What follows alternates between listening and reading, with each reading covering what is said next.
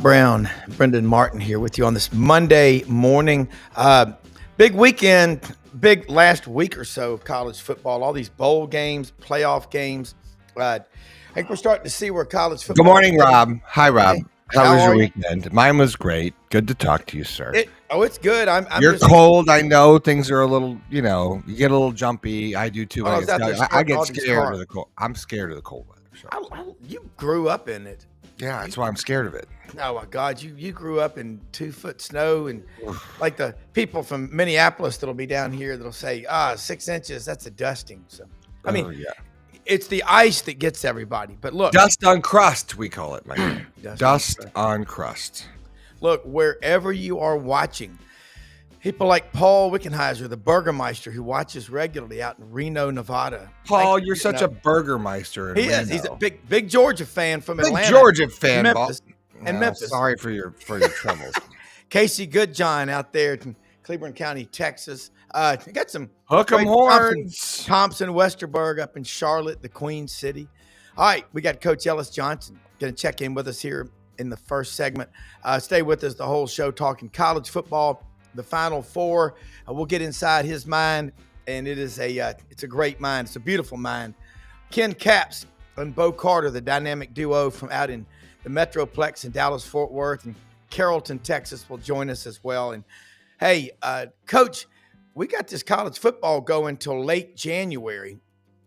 So for all the junkies out there, you have basically the late January, it's over. Then you got the Senior Bowl down in Mobile. You can get your fix on Reese's Pieces candies that our good friend Jim Nagy puts on. He's the executive director down there in Mobile. Some of those Reese's. Then about February 10th or 15th, somebody starts spring practice. So you keep people on the lifeline, Coach. I think Hawaii kicks it off, Coach. Don't the Rainbows start the first practice? I think the Bows start like next week, don't they?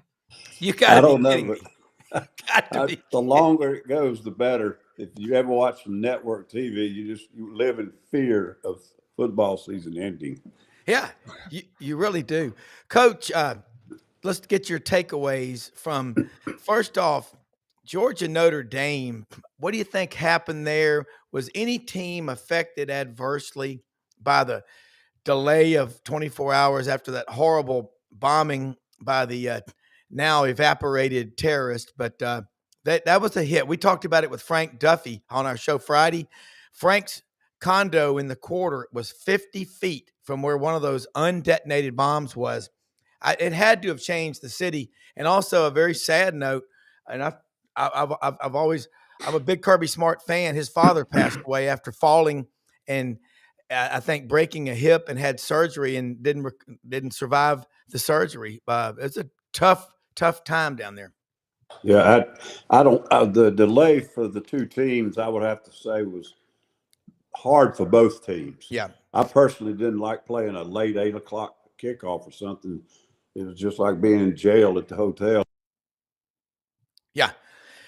So, well, yeah, did it adversely affect somebody? It probably did, but both teams. Yeah.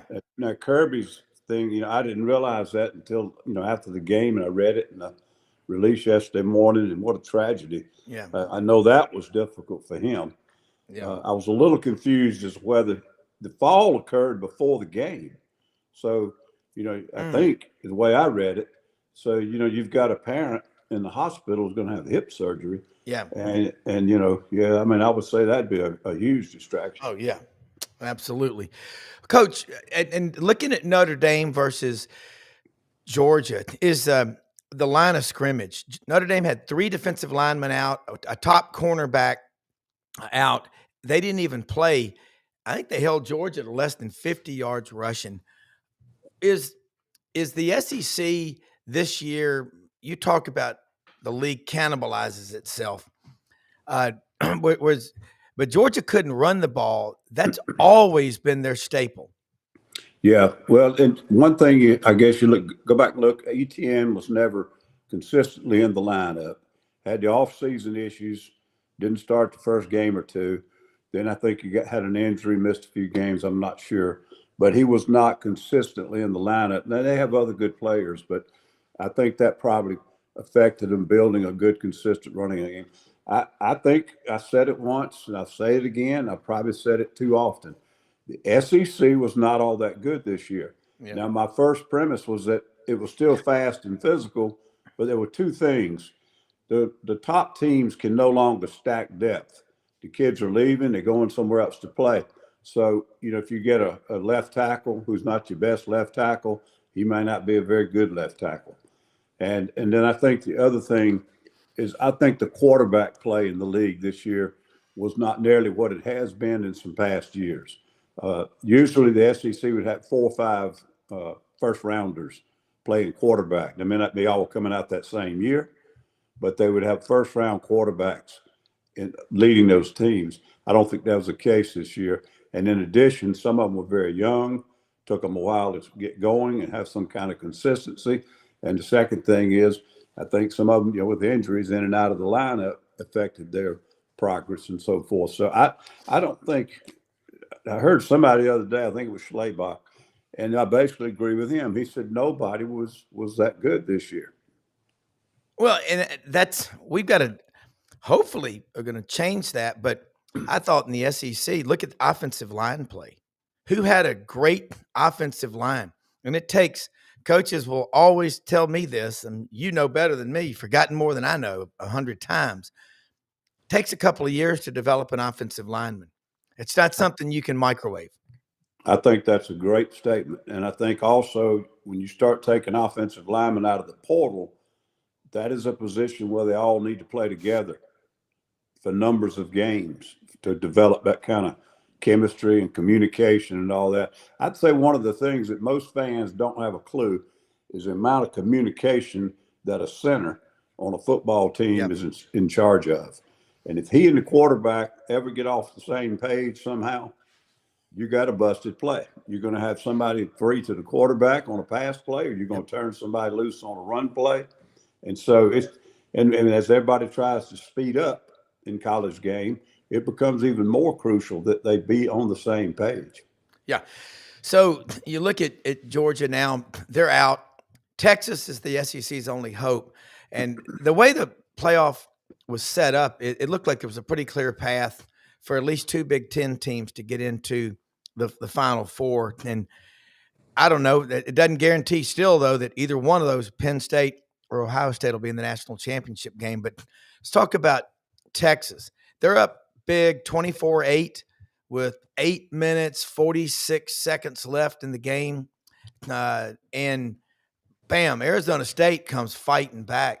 Kenny Dillingham, and Brendan talked about this a lot. He's been high on the Sun Devils all season long.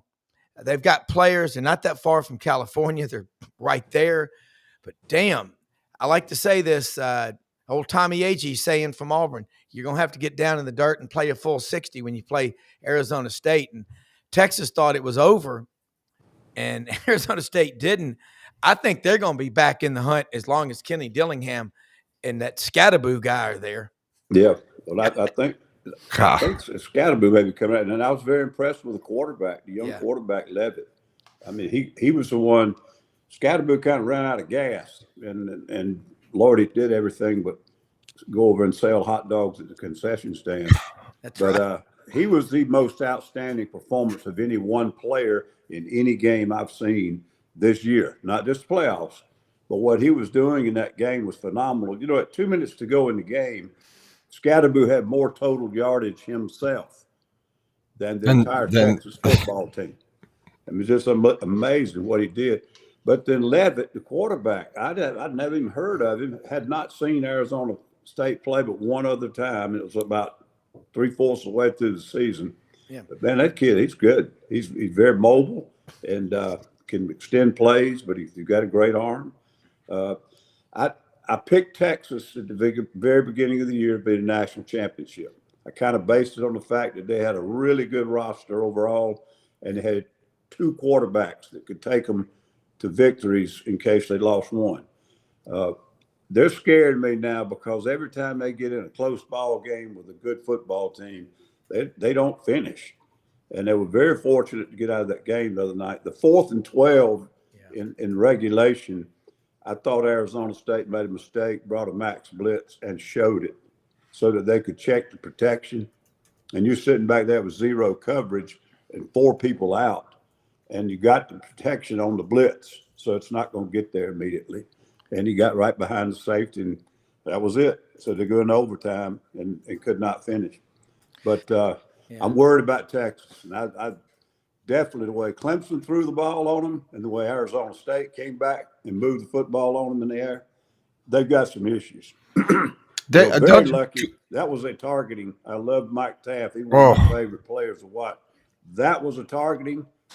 That was a brand call for the playoffs. I wanted to ask you about that, Coach, because while watching that play, I mean, I of course screamed to the TV. Wait a minute, a scream! It was like that's targeting. Like that is and I said, I know everyone's come out and said it, but I was sitting next to a couple people. I said that is legitimately the definition of targeting. And then everyone looked at me in the room. They said, no, that's not. I said, no. That is, I've read this rule now 100 times. This is exactly why they put this in place. Do I like it? Hell no. I hate targeting, but because of these reasons, because it's really difficult to call, and it's really difficult to understand as a player, and it's really difficult to change your body in motion at like 0.1 second while you're in the, flying over 2 other players. I think it's impossible. So that beside the point, but Coach, like, what do you do with your team when that is a big sort of letdown, because I think it's hard to kind of come back that next play and get it up. What do you do, Coach, when you got that situation? What would you do? Well, I don't know. I think maybe it affects teams in the other way. I think it kind of fires them up or whatever. But the problem with that thing now, that's a big penalty. That's yardage, and first down, and the other team's got a really good player that's not on the field, and I don't like that part of the rule. They need to be taken out for a series or maybe a quarter, but this thing of suspending them for the rest of the game. And a lot of times the targetings that are called, the player couldn't help it. They both end up going low and bang. Or, but this one, he led with the head. Now, he didn't lead with the crown of his head, but he led with his head to the head. Made no attempt. And lowered the shoulder, right? Didn't try to get into the body or into the ribs or even hit the ball. I don't know. I don't know. But I thought when I watched it again, he also hits head to head, but he also lowers the shoulder, right, and leans in. So it's like he literally, his entire body's going in that direction, and his first contact's a spear head to head, right, bang. So that we know spearing from back in the day was the old targeting. So in a way, so I just don't know. I guess what do we do with this rule, Rob? Like what? Because there needs to be some definition, because it literally affected an outcome of the game. I feel like that game's different if they call that play. All right, Coach. Here's the thing. My dad's watching right now, and he's 96, and he broke his nose 4 times that he knows of. Back when they played without face masks, leather helmet. No pun intended. Yeah, but the thing is, he made a funny remark one time. He said, just have them practice and play with old leather helmets. That'll teach you how to tackle right. But when Dr. Andrews, and Dr. Andrews, the esteemed orthopedic surgeon, I think he's the greatest in the history of the world, just retired last year after the Iron Bowl, but he's still there. We've had him on the show a number of times. He talked about Jacoby McClain, linebacker for Auburn, number 9 out of Valdosta, Georgia, in the Auburn-Penn State game in 2022. Late in the game, down near the goal line, I'm standing there with 2 other doctors on the sidelines, and the Penn State guy lowers his head to go in, and so does Jacoby. It's called patterning. And they called targeting. That affected the outcome of that game. And as a doctor, he said, I think they should. I guess what I'm saying, they should tap into the doctors, the team doctors, and ask them also what is targeting, because you get some activist officials out there in a game, that's something I've never heard, but it's true. A brand call that happens. I'm convinced it does. It's affecting too many. I think in the SEC there's probably more targeting calls per capita than there are in any other league in America. But you got to define it clearly, and you can't also take away the physical nature. I mean, I've watched your teams play, Coach. You get after people. I mean, you're sitting here right now, but we can't take that away from football. Well, I don't, and I don't think you have to. And I think if you read the rule is pretty clear. Now, calling it on the field in live action, that's hard to do. Yeah. But you got to remember now, this thing went under review, and Mhm. every one of them get reviewed now. And when you've got officials that have a chance to watch it on replay and still come up with that decision, the only ones that bother me when they call it is similar to what you were describing.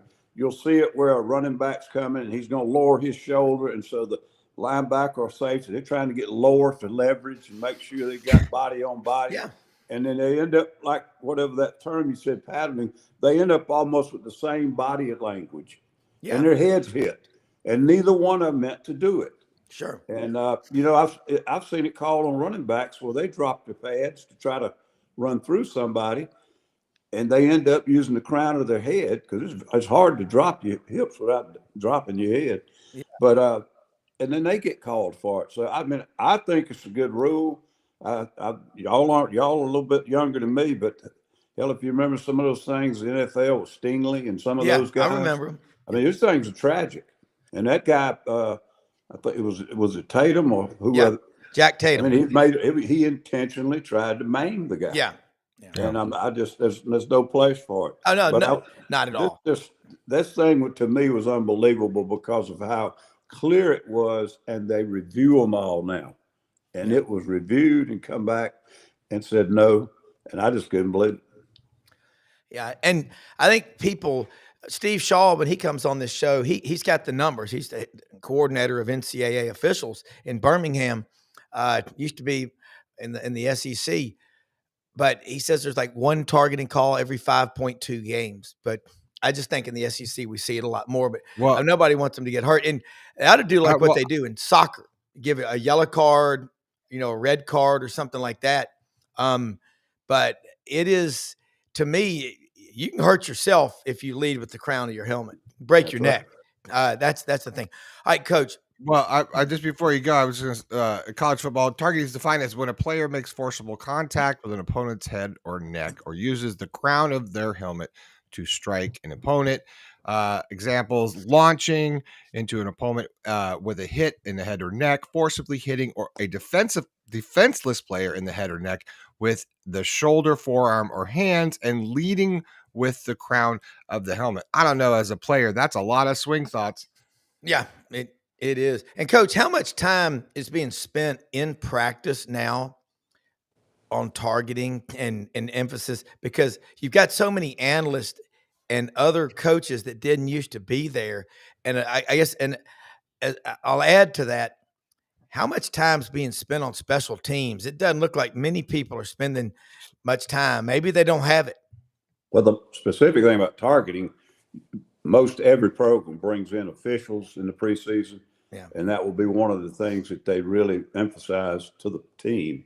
And then on the practice field, it's constantly hammered on these guys. Keep your face up, keep your head up. Okay. Correcting them for doing things. I had a couple of tackling drills that I would make them do real close order, trying to get them to get their head out of the thing.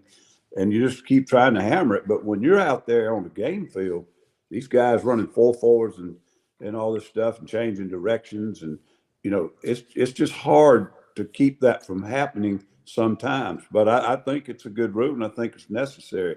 I mean, I believe you'd have 5 and 6 players a year physically maimed. Yeah. I mean, handicaps if you didn't call some of that. Do you think it spawned from the in the grasp rule for quarterbacks, or the progression of these things? Because the game's changed a lot as far as how you engage in the last 15 years. Yeah, I understand some of that, and that's again a judgment call where he's got to decide how long do I let this go on, because it's to protect the player from somebody coming in when the other guy's held up, and again create a position for injuries. Most of these rules come in when trainers get together with Yeah. administrators or whatever, show them something that happened to a player on film, and say, what can we not do something about this? All the limitations on preseason practices and wearing pads every practice and all that, it came from the trainers, and that's who they go to for advice on it. And most time it's probably the right thing to do. Now in the grasp in the pros, that's where it started, most of it, and colleges tend to follow.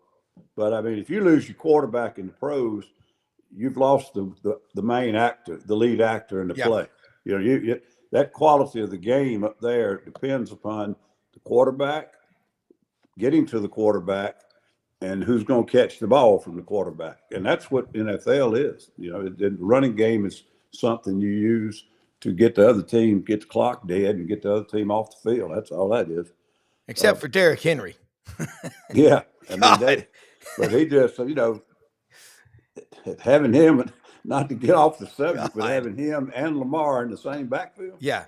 they maybe Well- need a rule against that. Well, I mean, Derrick Henry's from Yulee, Florida. I don't think it's too far from Jacksonville. He had Yeah. over 12,000 yards in high school and goes to Alabama. And his physical training regimen it's unbelievable. And here he is in his 9th year in the league. He's had the best running. He's the only running back, I think, in NFL history to have 3 seasons of over 1,500 yards. And in his 9th year, he's having the best year he's ever had. And we watched Baltimore yesterday. At 41-yard run he had late. He's just, you know, he practices flipping refrigerators and tractor tires. I mean, and I think Carl Lawson's still in the league, isn't he, with the Bengals? That I go to him a lot. That's one of the strongest football players I've ever seen. But I'm Yeah, not sure. I think he is. Derek, when he was with Tennessee, he just didn't have anybody else on that offense that was a big threat. Yeah. And it was starting to wear on him. And I thought that was the dumbest thing, was to let him get away. But at the same time, it was a great move for him, because it's going to extend his career probably 3 or 4 years. Yeah. They don't have to just pound him. They used him when the other team's got to defend Lamar and or the pass. Yeah. And I don't know how you stop him. I don't either. I want to talk about these matchups now. And Brendan put those graphics up a minute ago. But Texas playing Ohio State in Dallas and Notre Dame, Penn State. I think Notre Dame and Penn State have played 19 times. That series is tied 9-9. 9 times. 9 times. Now, each one has won 9 times. But I look at Texas and Ohio State. Coach, let's get your thoughts. Ohio State is not a team of guys from the upper Midwest that are big and slow. They are heavy into Texas. They got the one of the top 10 players out of Alabama this year. They had the number 1 player committed until Oregon came in and offered him a shoe deal. But let's talk about Texas and Ohio State in Dallas. That game, Ryan Day's got the Buckeyes. Are they playing better, in your opinion, than anybody in the playoffs? Right now, I think they are the hottest team in the playoffs. If you'd asked me this question 5, 6 weeks ago, mid-season, there were 2 or 3 of these teams I didn't think would be in it. You watch them on TV, they look kind of like they would, I don't know, like pushing and shoving, and didn't know how to throw the ball and couldn't get the ball out in space. And I don't know, just something about the way that when they play each other, you don't get that feel for it. But here's the biggest thing right now. These are the 4 teams that were the highest ranked in scoring defense that were in the playoffs. Okay, Ohio State's number 1, Notre Dame number 2, Texas number 4, and Penn State's number 7. And you say, well, it's going to take more in defense. Scoring defense, because of the way colleges do statistics, is the best single statistic that you can look at to get a gauge on how the overall strength of a team is. Because you can't hold scoring down unless you got a good defense, a good offense, and good special teams. The special teams create the field position, and the offense creates field position and leads in the game where you get ahead. And if you just look at it, that's where those guys rank nationally. And some other teams that are right up there: Ole Miss number 3, Indiana number 6, Tennessee number 8, Alabama 10. I mean, you only had two teams. That was Boise and Arizona State that were not in the top 20 in scoring defense coming into this thing. And so that's a big factor. Now, they're all pretty good on defense, scoring defense. I think next thing you got to do is go to the quarterbacks. I think Texas, I would have thought, had the best quarterback, and they certainly have the best situation if they lose their quarterback. But the one that's playing the best right now is the kid at Ohio State. Will I don't Howard. think that. Yeah, that wasn't true 6 weeks ago. Boy, the last 3 games, he looks like an NFL player. Now, he's got NFL players he's throwing to also. So right now, I think he's the best, and I think Texas has the second best. I don't think I like the kid at Notre Dame. I know he's an Alabama kid. He's a really good player and a winner, but he's not a pocket guy.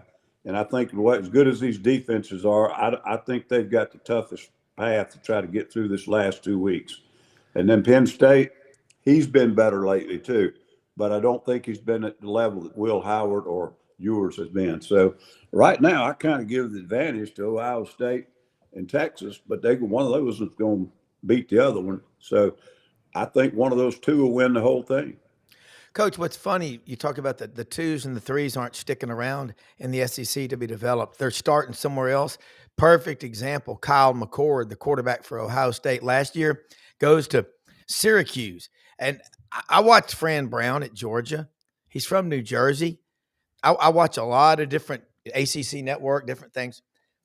He came in there and just demanded these guys, okay, we're going to be really, really good this year.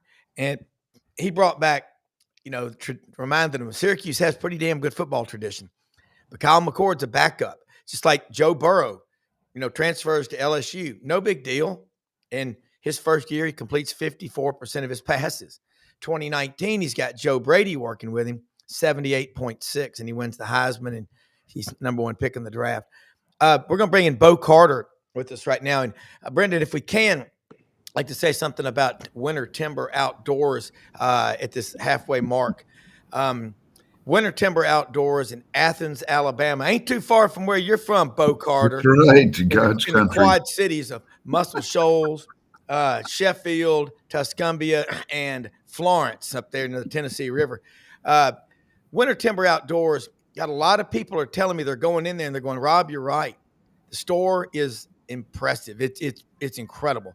And it's Kenny Winter, his COO, Dylan Monroe. Pretty simple. Their game plan is to grow in the footprint of the Southeastern Conference. Broke ground in mid-November on their second store in Auburn. Should open up by June, maybe earlier. They're a big Sitka dealer. Dixie decoys. They've got everything you need for all the shooting sports.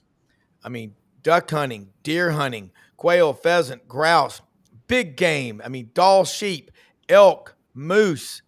You want to go up there, the North Pole, get you a walrus. They'll get you outfitted. Not that I would want to go to the North Pole for a walrus. It'd be a little bit cold, but hey, got everything that you need.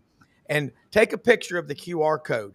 Winter Timber Outdoors with Tay Masimara, GPS, buy one, get one. In Athens, Alabama, right now, you can go online. You can order. They've also got great merchandise, hoodies, T-shirts, hats, everything with the Winter Timber logo. Winter Timber Outdoors, proud to have them as a sponsor. I think you're the walrus. Yeah. Well, I do have the Eggman. Yeah, by the way, I went to see the Eggman up on Crowley's Ridge, Arkansas yesterday. Ellis will know this because he grew up in the country, and so did Bo. The Eggman will say, Rob, I got you 8 dozen farm fresh eggs. If I wait a couple of days, he goes, I got 10. Then it's 12 dozen. I just buy the balance. I buy the inventory. Bo, we got Coach Ellis Johnson, Brendan Martin, our executive producer in Ocala. Bo, let's get your thoughts on where we are. You've from the media, National Football Foundation, Baseball Writers of America. You're connected. Coach Johnson, I think he's more connected to the sports writers in this country than he's like Merv Griffin back in the day on Rodeo Drive in Hollywood. Your thoughts on where we are in year 1 of the 12-team playoff, and SMU even made it. Yeah, well, it's good to be with Coach Johnson. I just missed him at Mississippi State. I was there a few years before he was in 74 to 86. So got that Bulldog connection there, Coach. It's good to see him. but Rob, it's Hey, we've got big goings tonight. The football championship subdivision champion over in Frisco in 35 degree Wow. temperature. This game needs to be That's played football. That's indoors. football weather. Come on, that's But in football. Yeah, South hey, it Texas. is. It is like like Gainesville and Yeah. They'll be Yeah, okay. well, They're two teams are coming from the Dakotas and from Montana. They'll be fine. there. they'll Hey, be fun. That's a it's a warm warm weather day. day That's a for Yeah. warm day. 32 is balmy.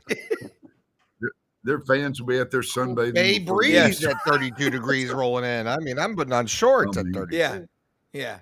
Oh no, but it'll be back. But getting back to the the college football playoff, Rob, there's mass mayhem that with Texas playing over at AT&T Stadium, and we got snow predicted for Dallas Thursday and Friday, which is even more. Wow. It's chill factor of 7 here today, so we're having a real nice balmy day. It feels like Brendan Martin weather here. Wow. But no, it's Rob. It's been such a it's been an amazing thing. I think it's brought so much more interest to the college game. As Coach knows too, this time of year they're always talking about who's going to make the NFL playoffs and who's getting fired Yes, Black today. Monday or whatever. But this is really this has brought a whole new dimension to college football, man. It's and plus mega bucks to a lot of the FBS Yeah. pockets, I guess. Well, I mean, you talk about that, Coach. By the way, the Eggman is from Sharon, North Dakota, north of Bismarck, almost, in Canada. But anyway, he's talking about this weather. He came out yesterday in a T-shirt, and it was freezing cold over here. He loves it. This is nothing. But, Coach, what Bo Carter just said, and you said it earlier, the TV executives in the high rises in New York and Connecticut, they fear the end of college football season. But growing up in the South and doing this a long time, we never let it go. But you got different levels. You got the preseason, competitive season, postseason, and the off season. You looking at these playoff games and the interest. Normally, we would only be talking about the NFL. Now, college still has the high ground, at least among our peer group. Yeah, that's an aspect I really hadn't thought about, and it really has. It's kept people more focused on the college game for a longer period of time Yeah. than switching over toward the NFL playoffs and some of that kind of thing. I am concerned about what it's doing overall to the game in college, but I think there's some things they need to do to tweak it, and maybe even go to 16 teams and make more people involved in it. Some of those things, but yeah, they know what they're doing, and they're getting the TV ratings and the all the, like I said, the big bucks are going, and hopefully a lot of teams are getting some of that money, so it doesn't just become. I don't want to see it become when I was a kid in the late '60s and the '70s. There weren't but about 15 teams that played on TV. Now anybody can get on TV, but it's getting kind of where those same 15 or 16 or 20 teams that ran the show back then for different reasons are just about to get where they're going to run the show again. And it was not good for college football. And I think the 25 or 30 years we've been through since then has been better for college football. Yeah. So I don't want to see it become too top heavy. I know that makes it a better product to compete with the NFL, but I think it's going to damage the game overall on the college level. Well, Coach, I'm sorry. I wanted to Great ask point. on that same topic, Coach, and Bo. By the way, Bo Carter, welcome back. Welcome back. Welcome back, Gabe Carter. And where the hell you been, dude? I'm just missing you. Bo, Nice you to just need see to you. tell us when you can come on. You're always welcome. No, Bo, you've got We your will. own We'll let hotline. You just come right on in. You're up whenever you're ready. Just make sure you have clothes on. All right, Bo. Listen, I'm just curious about, and obviously, Coach Ellis Johnson. There's a lot of flack on Twitter. Excuse me, X, Twix, whatever, and all around social media, just about knocking the SEC's play in the college football playoffs. There's getting a lot, and rightfully so. What say you, Bo Carter, about how SEC's playoff performance has been? Because the SEC has, Alabama had a reality check with their loss, Michigan in overtime when, it just feels like the SEC is losing its dominance? Bo, what do you think? I don't know. It's a lot of has to do with matchups. And then, of course, Georgia's quarterback was injured. That didn't help anything against Notre Dame. And plus the tragedy down there really just all. And then poor Kirby Smart's dad fell and passed away during surgery Saturday morning or whatever. Too just a terrible week for Georgia last week. But no, I don't. It's hard to tell, Brendan. I don't think Coach can verify this. I don't think his team's beating each other up during the season. But boy, the physicality of the SEC is so much. We were talking about this.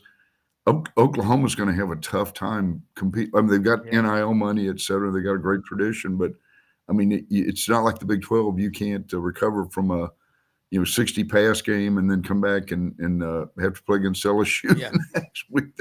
They found out their lesson, although they cashed the same check at the end of the year that Vanderbilt will. So it's a money deal, but their level of they had to step up their level, and I think that has something to do with it. And then I think a lot of it's just luck. But with the emergence of the Vanderbilt, Indiana, the teams that didn't necessarily beat you up in these other conferences before, they're showing up and playing pretty good football. So, Coach, is that really a valid sort of argument? Because I've used that argument in the past, but now I'm starting to wonder, what do you think is really going on? Is NIL transfer portal a la match and a bottle of gasoline really the answer? With a bottle of tequila on a bad decisions to be made. But do you think that matters? Do you think we're going to start seeing more of this parity, or is this just a temporary reset? Well, I don't call it parity, because I think what I would say, go look at the bottom half of the Big Ten and the bottom half of the SEC. This is where the physicality of the entire season drains you and beats you up. You don't have Northwestern. You don't have Purdue. And I know on a given year, those teams can be pretty good, but frankly, they're not good right now. And if you look at who Indiana played, they played a lot of Purdue's and Northwesterns and so forth, and they did a good job. I'm not taking anything from them. But when they got to the end of the year, they weren't beat up and banged up like some of these other teams. Now, that's part of it, but I said earlier, before Bo came on, the year in the SEC, these were not a great bunch of quarterbacks. They're really good athletes mixed in there, and there's some young kids and all these other things. They just didn't have the NFL first-round quarterbacking about 7 of those teams, in my opinion. And then physicality and the speed, it is real, and it does take a toll on you. So I don't think the SEC was as good as it has been this year. I do think a lot of it's the portal, because of the teams that could stack depth, like Alabama and some of them, a lot of those kids left. That's why Nick Saban talked about 6 of them, and all they want to do is talk about their paycheck, and he decided he'd get the hell out. So, yeah, it's real. I think it's very real, and I don't know if it's going to be good for college football or not. And I don't know if we can come out and fix it with just one stroke of a pen, make a rule or not. But I'm with Coach. The second and third team guys that used to stick around are now starting at Indiana. They're starting at SMU. They're starting at Arizona State. They are not going to. And here's this kid, Jaden Rashada. Now, he's now transferring. See, Florida was supposed to give him $1 gazillion. Then he's at Arizona State, I think. Then he's at Georgia. So he's about to go to his third school. This kid's father. I feel bad for that kid, because I feel like he got pushed out of the wash. I think what happened to him when it didn't go for him at Florida, I think it broke his heart.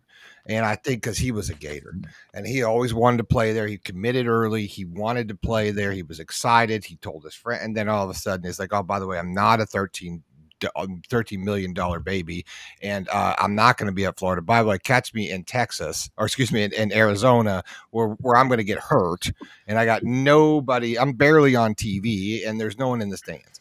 Like it is. And then I feel like he gets sort of like it was sort of like a mental play. I felt like when Trevor Etienne went to Georgia from Florida, and then shortly after that, they doubled down with going to get Rashada to come, to be. I felt like that was a psychological sort of move in a way, because I think they were trying to. I really think that happens between Florida and Georgia. I think these kinds of things as gamesmanship happens.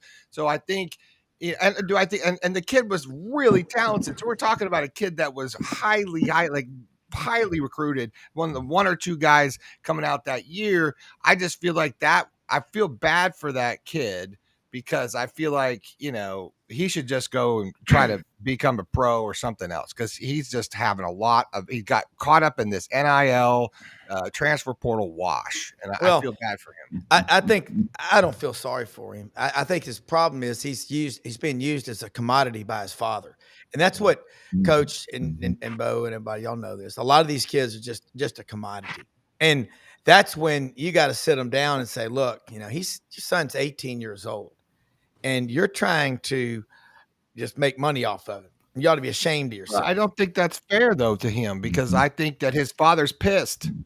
I think his father has a right to be pissed. I think his kid got screwed. And so now he's like, you know what? I see the landscape. F you. I want to do it right. I'm going to do it like a lot of dads would. I would be pissed. I'd be pissed. I'd be like, you know what? If this is what it's about, I had my kid committed early. He was ready in school, came in early signing, ready to go. But I just say, and he gets kicked out of the wash for what did he do? Just said yes. He just said yes to the deal that was offered him. That's all he did. I mean, Coach, you know this. If a kid comes in and if they've got 15 or 20 people pulling on them, it's a distraction. So, and I don't know if we can just fix it with one thing, but I think the SEC right now is in a crossroads. Is this going to be the league where guys go to be developed? I mean, Alabama. People say they got a discount with Nick Saban. A lot of Alabama fans at first were very reluctant to support NIL. We know about the kind and benevolent folks at the Red Elephant Club. I know a number of people who are members. They were like, we are the pinnacle of college football. Why do we have to be pumping out all this money? And you look at these kids, they come, and if they don't like it, they just hit the trail, they just leave. It's not going to change in the SEC if you can't develop those second and third. We're going to be in the same situation next year unless kids start sticking around to be developed. As a coach, it takes time. You can't put brisket in the oven for 3 hours, a 15-pound brisket. It takes an hour a pound. It takes about 15 hours to do brisket right. And Ken Capps knows that because he's in Texas and there's brisket with the horns on him behind him. How are you doing, man? Oh man, I tell you, we're doing great here. Just like the rest of the country, we're dealing with this cold weather, and believe it or not, Thursday night, the night before the Cotton Bowl, we may get 3 inches of snow here in the Metroplex. Yeah. And up where Bo Carter lives, he lives so close to Oklahoma, they'll probably be having a blizzard up there. So I hope he can. I may have to go up to Carrollton, Texas, and go get him and bring him to the game because I got a 4-wheel drive Jeep. But yeah, I tell you, a couple things I just wanted to say. I've been listening to the show. You guys are just doing such a great job. But a couple things I wanted to say that really touched me over the last weekend.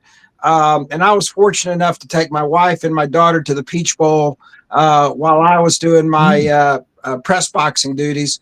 But I just wanted to really, really say that I was thinking about all the folks down there in New Orleans. And especially, all the friends and family, but closer to our world, the people that put on the Sugar Bowl, because I got to know a lot of those guys last year when I was at the Sugar Bowl for the Washington, Texas game for 5 days, and that's a long time in New Orleans. Yeah, but you but you get to know a lot of folks, and those guys do an excellent job. And I was just thinking about them, how they were going to deal with moving the game and doing all these different things, and they did a magnificent job. So I just really wanted to make sure that they know that they were recognized and duly noted.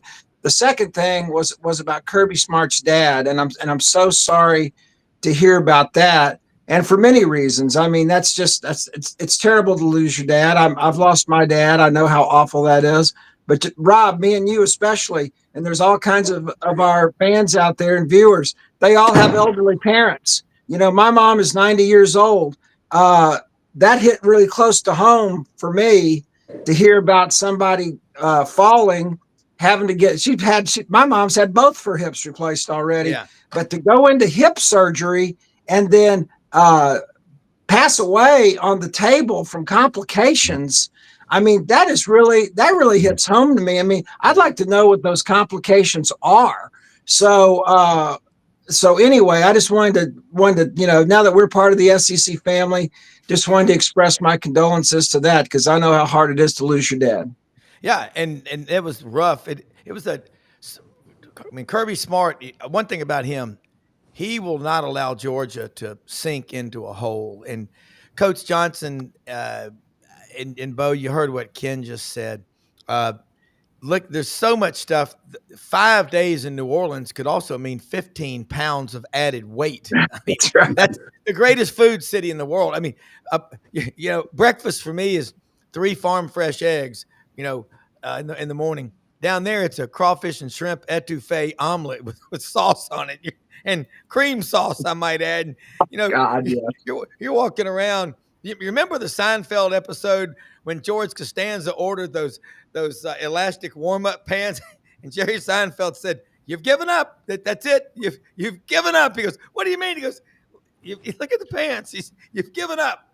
But you go to New Orleans, that's pretty much what you have to do, because it's the food city. Coach, I want your thoughts, and then get Ken and you and Bo both. Start with you, Coach. I know you've got questions about Texas. Ken covers Texas and Football Writers Association of America, but I got some smart people here. I'm going to take advantage of it. Before we do it, I do want to say something about one of our sponsors, Landers Ford. Proud to have them as a sponsor. We're blessed to have a lot of sponsors. And if you want to be a sponsor, contact us on this show. Brendan can do target marketing in different markets that you want to be in.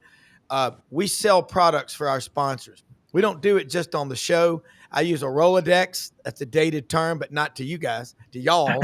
But we get people. I will take people out to Landers personally to introduce them to Brad Bellamy, the general manager, my friend Kenny Myers, who's been in the car truck business for 40 years. They are invested all over the Mid-South. They sponsor, they're presenting sponsor of the Touchdown Club. They're involved heavily with St. Jude and the golf tournament. Their name is on stadiums all around the Mid-South. They will deliver vehicles anywhere. The Broncos, the F-150s, the Expeditions, the Ford Escape, the Explorer. They have a huge inventory. Poplar in Houston Levy, open Monday through Saturday, 7 a.m. to 7 p.m. If you didn't buy your last vehicle from Landers, you probably paid too much. Give them a chance to compete for your business. I know Mark Ham said, "Rob, I need to buy a truck." He's a member of our hunting club. He goes, "I got to get a truck, but I want it to be big orange." So, that might flare some ducks, but we'll get him a camo cover, but he's going to go out to Landers and get that. But, Coach, let's get the conversation going on this Texas-Ohio State matchup from what you see. Well, as I said earlier, nobody's playing better right now than Ohio State. Mm-hmm. And to me, they sort of, up until midseason, couldn't find third gear. But they've got tons of talent. And I picked Texas to win it all at the beginning of the year. And except when they played Clemson, I've been pulling for them every game. But I still think they can win, but they scare me when they get in these tight ball games and tough situations. They make too many mistakes they shouldn't be making. Some of them unforced. And that's what I'm really concerned about. But I'm riding it all the way. I hope they can. But I think you have to give Ohio State a little bit of an edge right now. Ken? Coach, I totally agree with you on that. Texas has given up more yards in the last two games versus Clemson and Arizona State.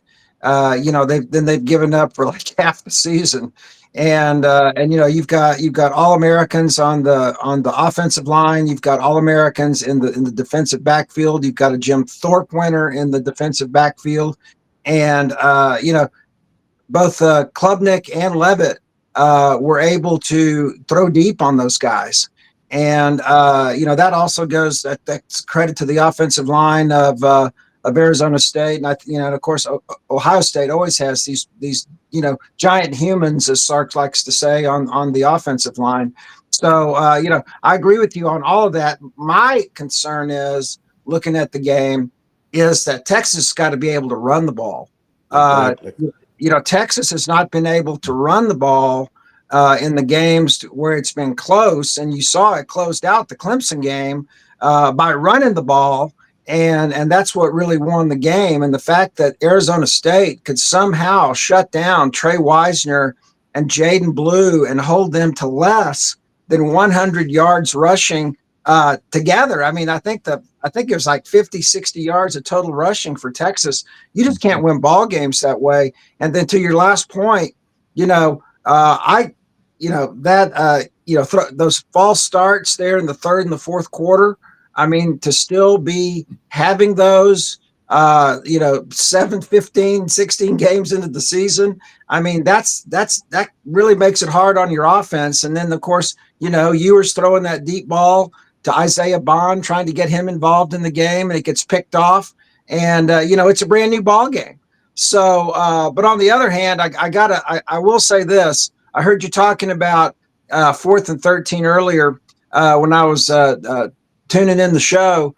And, I've said this all week since I got back. And I know that all the guys on this call remember it. Many of our fans won't. But that 4th and 13 was as big of a pass and play as what Texas calls roll left. And that's when James Brown had faced 4th down against Nebraska in the first Big 12 championship game in St. Louis, rolled left on 4th down. Everybody thought he was going to run it and threw it to Derek Lewis for a long touchdown pass and won the game. I have not seen anything that dramatic since the Ewers pass. And I mean, that goes to Vince Young. Everybody was expecting Vince Young to somehow pull out that victory against USC. And of course, he's still just like Bob Wills. Vince Young is still the king in Texas, but that Ewers pass on 4th and 13, that'll be one for the ages for the University of Texas. Yeah. Bo, you're down there in the Metroplex. Texas coming in to Jerry's World. It's going to be cold. By the way, I don't know if y'all watched The Landman with Billy Bob Thornton. Oh, yeah. I think the greatest role he ever played was Carl Childers in Sling Blade. Reckon what you got good to eat in there. Mm-hmm. I like them French fried potatoes. Mustard good on to me. Mm-hmm. There was a scene last night in Landman with Billy Bob Thornton and John Hamm. John Hamm's laying in a hospital bed, and there's this guy. They show the opening shot from behind, Jerry Jones. That was his first time I've seen him in a TV show. He's a pretty damn good actor. He said some pretty smart stuff. But Bo, this Texas crowd, Ohio State's going to bring people too. And also, are fans waiting, going, I can't do this 3 or 4 straight weekends? Is that part of why the crowds might be off a little bit? Because, I mean, that's a lot of money to fly and drive, and hotels, not that they gouge the rates up any during peak times. That would never happen in America. No, 2 things. Tennessee had a ton of fans up the Ohio State. Being a loyal Vanderbilt grad coach, they said they just want to get out of Knoxville for the weekend. Well, they got fans everywhere. But, no, I mean, Kirk Herbstreit says the largest visiting contingent he'd ever seen, and playing and then covering Ohio State for years. But one other thing that Ken probably is aware of this too. Will Howard, the Ohio State quarterback, has a great history at AT&T Stadium. He beat Stanford when he was quarterback at Kansas State, and then he came back and beat TCU when they were undefeated in overtime in the Big 12 championship game. So he he must have liked the lighting or whatever's going on, and they won't have the problem with pardon me, with the day games over there. They have Jerry Jones' favorite windows at the end of the stadium where people get caught in the glare and can't see passes. So this will be a night game, so the sunglasses won't be required for the quarterbacks and wide receivers in this one. But it's going to be a heck of a game, and I totally agree with Coach. Ohio State's on a gigantic roll right and now. you won't have to certainly worry about a conflict with the Cowboys being in a playoff game because that ain't happening this year. But I grew up a Cowboys fan in Memphis, man. 1971, I got a football signed by everybody on that team. My parents were down there at that game, and they got to go in the locker room, got me 47 black and white glossy photos signed by the likes of Roger Staubach, Walt Garrison, Dwayne Thomas, Bob Hayes, Bob Lilly, backup quarterback Craig Morton, Tom Landry, and dumbass here went out and played football in the neighborhood streets and got it all scuffed up. What would that be worth today on eBay or Cash App or something? It's priceless. It's priceless. It's what it is. It's priceless. It's what it is. Fran Tarkington jersey that was so big on me, I looked like Cousin Ed on the Addams Family walking around. You couldn't see. But I grew up a Cowboys. That was church on Sunday, lunch, and Cowboys games. My mother's two favorite coaches of all time, Tom Landry and Dick Vermeil. She loved Tom Landry. And she got so mad when they fired Tom Landry when Jerry Jones bought the Cowboys. I mean, I thought she'd stop drinking Smirnoff for a day or two. She was furious. But you look at Coach, and this is such a great gathering of minds. And Brendan brought in some great points. I think he is right about Jaden Rashada, by the way. That kid kind of got in the middle. I mean, I think if they'd have just let him make the call, things would be okay. But he's got a family and a lot of people that are pushing the envelope. But Ken, this college football season, you talk to writers from all over the country, as does Bo. Coach Johnson here talks to coaches all over the country. He's got a 43-year savings bank full of memories. Give me your grade on the college football season right now. In the SEC 1 through 16, there's nothing like it, but is that also the reason why the league maybe this year didn't have a great team?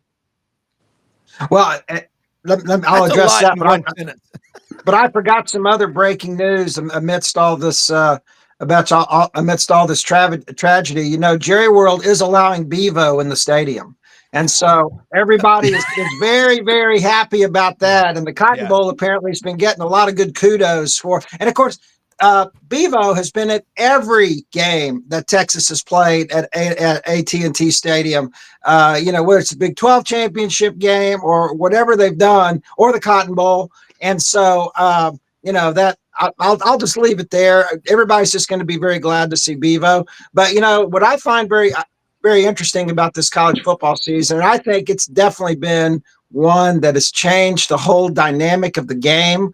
As far as, these playoffs have just become so intense for both the teams and the fans. And, you're playing a game every week. If you're in the playoffs, I mean, that's tough to get ready for when you've already played, 12, 13 games already.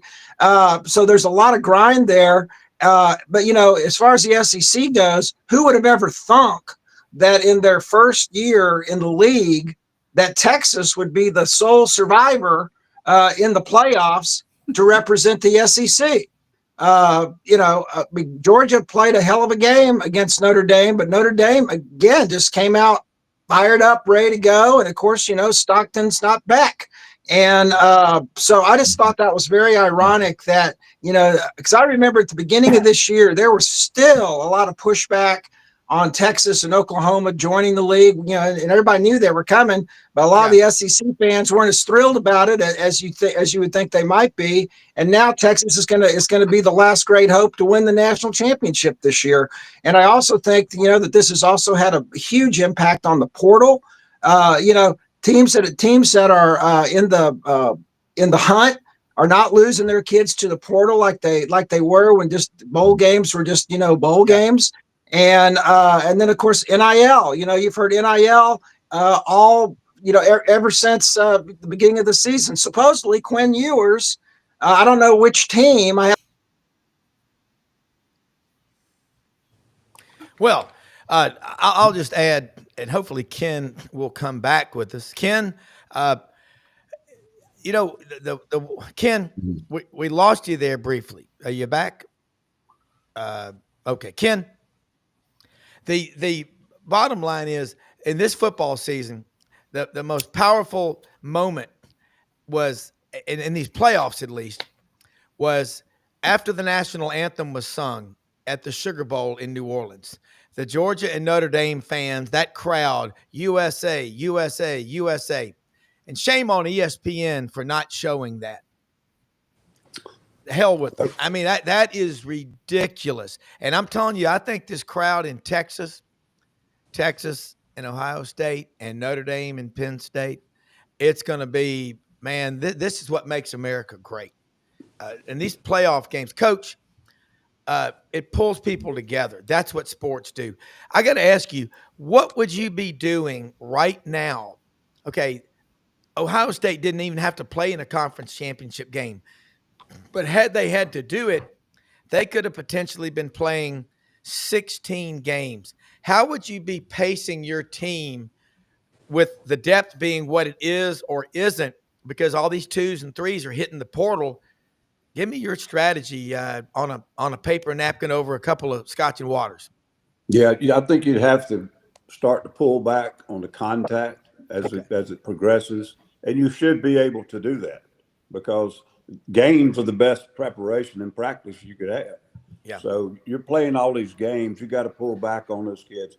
The pros, I would, if I thought I was going to end up in that situation, I would talk to some guys in the pro game and see what they do, because it's a marathon. I mean, they play 16 regular season games, okay? Yeah. But they're grown men. But when you get over 30 years old, that's not a help, that's a hurt. So I would see what they do, and I think you got to pull back on the contact. But other than that, I would think that it gets better and better with these kids kind of getting in that routine. If you're the ones that keep progressing, they would probably end up getting in a process that does get better each week, I would hope. Yeah, I like that strategy. We'll wrap it up here in just a minute. Bo, I just think Coach is right. These guys have got to stick around, and if we're going to continue to have this, but it's around the country, but at least in the playoffs, these teams are sticking. So let's just look at it. Look at the popularity of college basketball. March of '79, Larry Bird versus Magic Johnson. Kenny Loggins writes that song, "This Is It." Dick Enberg.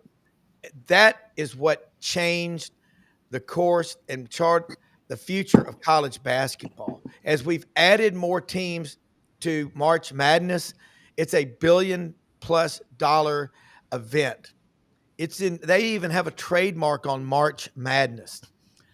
I don't know what you're going to call this playoff. 12 to 14 to 16 to 24 to 32. But let's do what we can to save the bowls. Certainly the Liberty Bowl. Memphis knows how to do it. Harold Grader, Steve Earhart.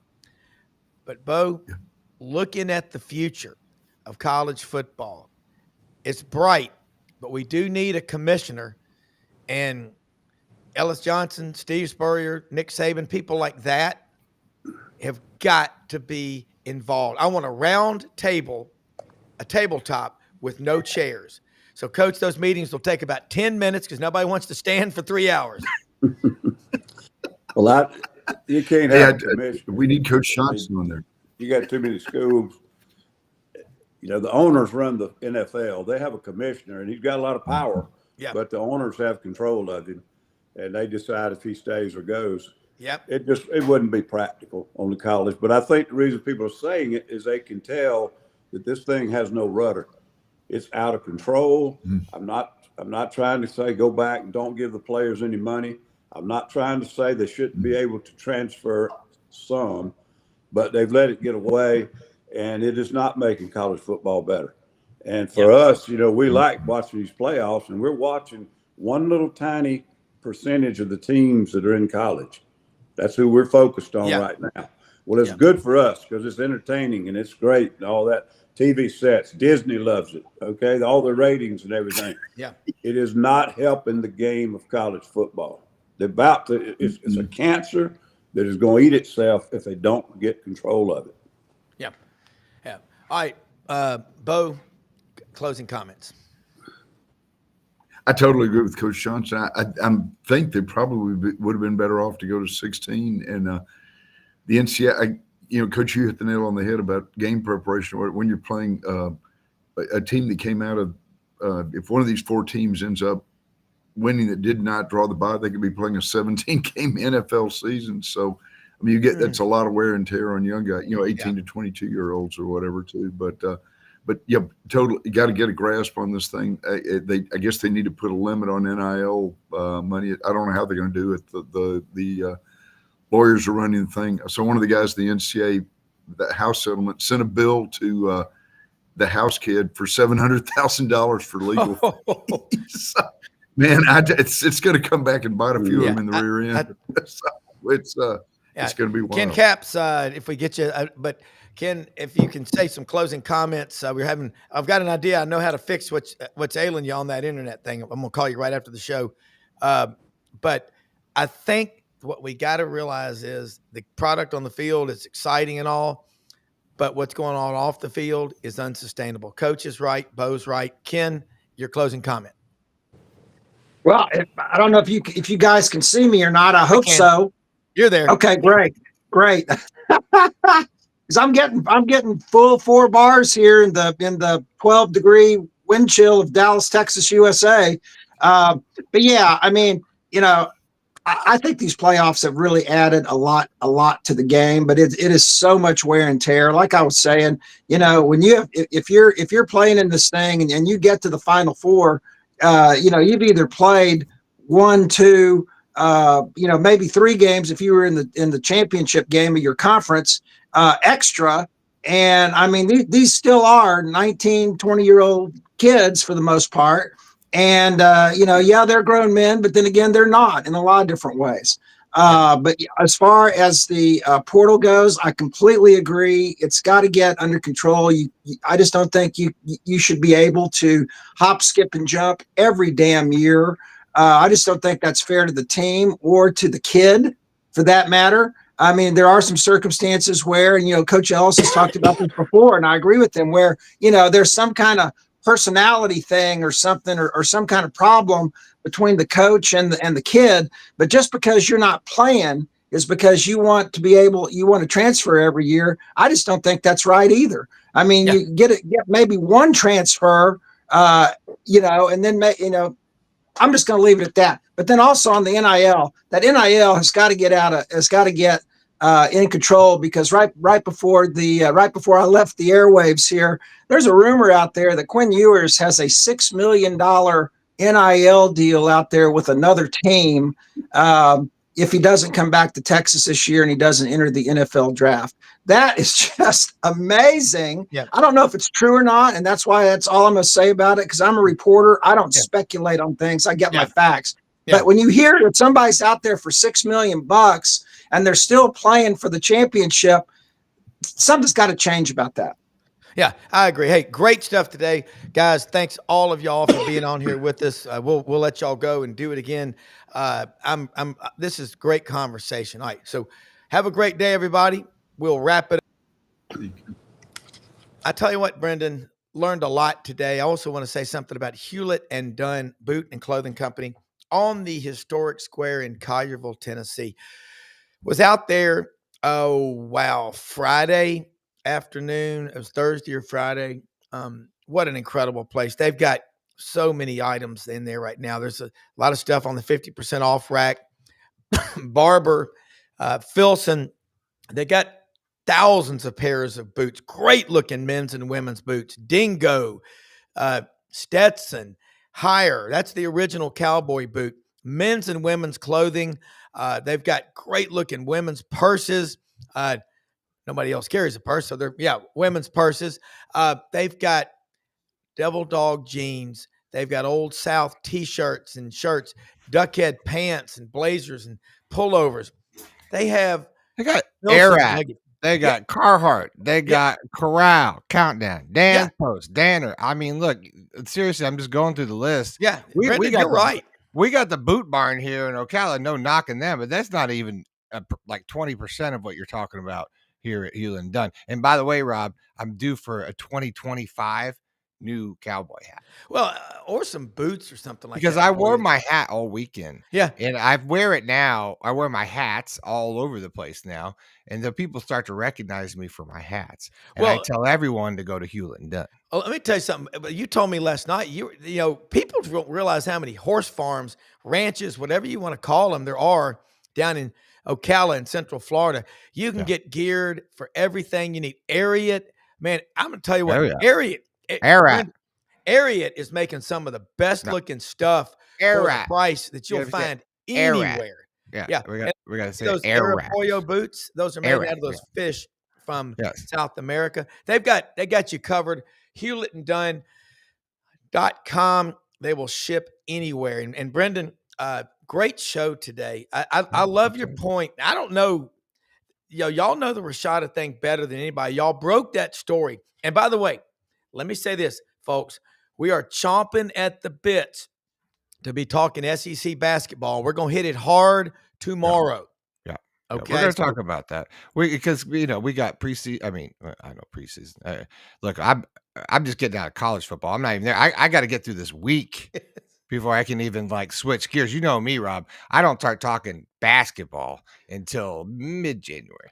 Like Yeah, I need but Brendan, I got to transition. think about this SEC weekend. is dominating the Nikes Yeah. out of everybody. Yeah, watching basketball this course I weekend. watch it. I mean, Florida goes up there to Kentucky, and that was a 15-round heavyweight. Damn, the Gators are just really, really good. defense So is Kentucky's better elite. than expected. Auburn, Alabama, SEC 's damn, dominating. Ole Miss, Yeah. Georgia. Ole Miss. Georgia's off to their best start since legit. 1931. Arkansas at 11-3. Tennessee Arkansas. is the best team in the country right now. They look that way. Rob, we were talking to some people last night from Arkansas. Yeah, Big players, friends of Yeah. Tyson chicken people, and Yeah. all those people up there at Harrods West and Harrods East and all of that inside. So Rob, it is so cool sometimes to be a source for people to sort of come to, and I think you've always did. I'm just lucky enough to have the right DNA. With Buddy Martin, he was a legend. But I think what did Paul Feinbaum call Buddy Martin? A titan, he said. Remember on our show, he said, Yes. "Hey, Buddy's a titan." But he said, I just think it's just such a, I don't know. We're just in such a weird, interesting sort of, I guess, juxtaposition. I like that word. I was trying to remember it. I had to get it out. But like love it. with all the access and people come to us with information, Yeah. whether it's true or not, you tend to just be a magnet for that stuff. And then, so I have with the Rashada thing, I just had one of those. I had a source, right? Yeah, And you still did. do. And I had a really great source. And in journalism, that's what you need. You need, at least one name source, and then two or three maybe anonymous that you could, but all verifiable. And so we had all of that.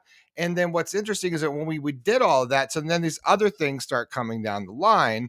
And so I've been just sort of been doing my own investigative reporting, because I'm sort of fascinated with this old bloodlines, these old bag monies, the old money of like what, but now that people are that's sort of gone, people are a little willing more to talk about what was. And it's been that's happened to me at Arkansas recently, where I'm sort of working on some information and stories there, because I think it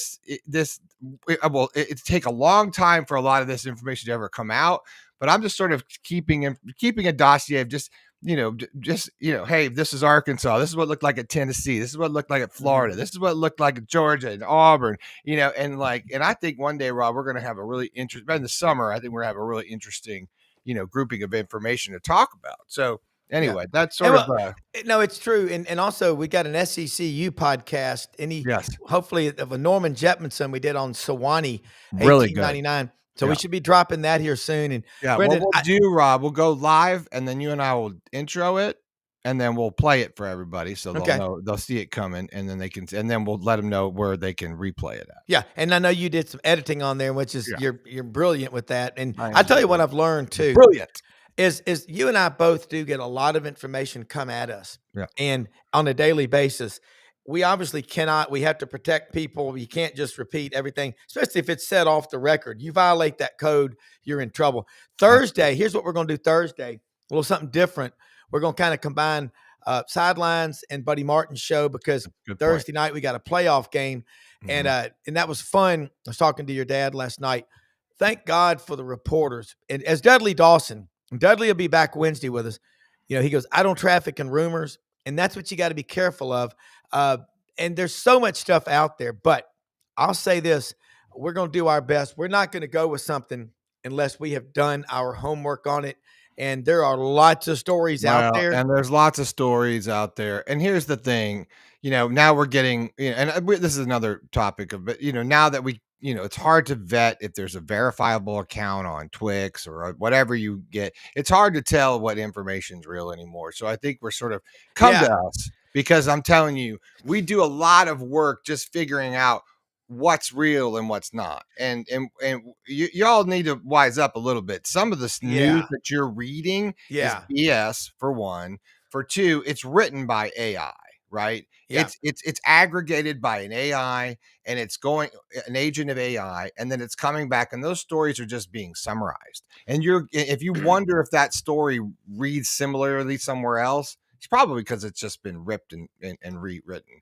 So just know where your source and come here. Buddy Martin Show, SEC Sideline Sports, for Gator Sports, GatorRateMedia.com. We have more of our stuff coming down the line 2025, lots of exciting things. But just know that here we care about the truth. Well, Brendan, I'm going to ask you, let's do a podcast, an SECU here soon on AI and its role in today's media. Because Brendan, you told me like 1,000, but not media, Rob, not to interrupt you, but just in sport. Yeah, in sports. But the development of AI in sport is happening at the universities. So the auto spill of that is coming down into college athletics because they're just going to wave the big safety flag and say, well, this is going to make the sport safer and all this kind of stuff. And we'll get into more of that. But is it safer? And isn't that the way that you just kind of get in to then also, oh yeah, by the way, here's our 4-pay offer our situation. But the point is like, oh, by the way, we're going to be doing coaching, all the way play calling, biometric readouts. All of these things are coming in the next 5 years, and it will change the game. And projections are the athlete will become at least 30% better in the next decade because of AI. Look, this stuff's been around. AI has been around in one form or another 25 years ago. I remember a 15-year-old kid copied and pasted a story about a publicly traded company, Emulex, that made broadband technology. Yeah. And it cost $2.5 billion in shareholder equity losses by a fake story that was put out there. So we're going to start doing more and more to help our viewers understand AI. Hey, look, we live in the greatest country in the history of the world. I got the greatest producer. Amen. And we're going to have those cool, every time you see Brendan or me or Audrey, these virtual cards. Hey, how do you follow us? Bam, we're going to put it up there. I don't know. We're going to get our money back from this one card company if they don't get it together, because there's another card company that's better. So Bonk, you're on blast, or you're on maybe blast if you don't call me back today. Oh, look, and I'm going to tell you something, Brendan. Outstanding. They don't want to deal with me, Rob. No, I agree. But I'm just saying outstanding on your part to bring up this AI stuff, because the average person doesn't understand it. Okay.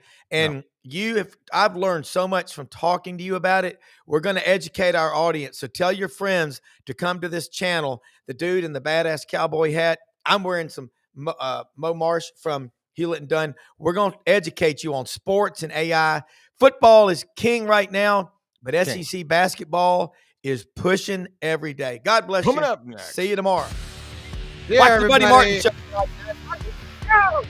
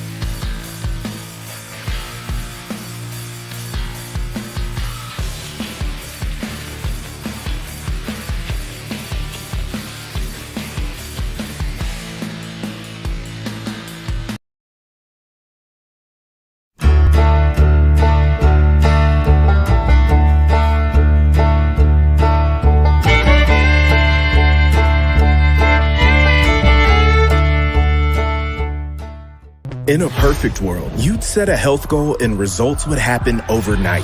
In this world, the real world, it takes time, dedication, and the right support to achieve your best self. The Vitamin Shopp's health enthusiasts are here to make sure you're not wasting a single moment on the wrong supplements. From the highest quality sports nutrition and superfoods to the most sought after trends, you'll find a huge variety of science-backed solutions for every goal. And the people to help guide you along the path to greatness. Unbelievably, every 2 minutes in our communities, a child is either bought or sold for sex. I am Ari Dickey, board member for the Nashville Anti-Human Trafficking Coalition. Join me and millions of others in our fight against human trafficking and for its victims by helping to educate the most vulnerable among us, our middle and high school students.